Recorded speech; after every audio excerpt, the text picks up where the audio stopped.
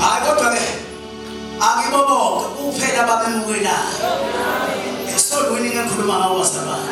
Angifuni isikhele kulena, ngifuna sinamathele kuyo sibe imbashalala kulento ngoba i-purpose ingayo sina sodweni.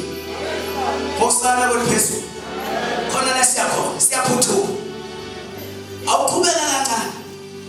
Abangazalwanga ngagazi, ngandlela yemvelo noma ngantando yendoda, kodwa bazalwa nguNkulunkulu.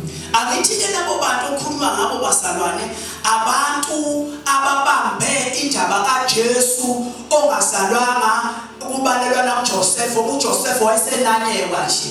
Kuthiwa ke yiba isibambiso sikaBaba ngoba phela manje efanele kube nale order lefonwayo. Kodwa wehla bakhe kube umoya kaNkulunkulu wabathi ntwi esini sikaMaria. uMaria wayesefana nabo bonke abakhulelweyo behlangane namadoda. Seshi Hosana. Laba bangazalwanga ngani nganyama nangabazalwana automatically bathuma lapho. Yini na?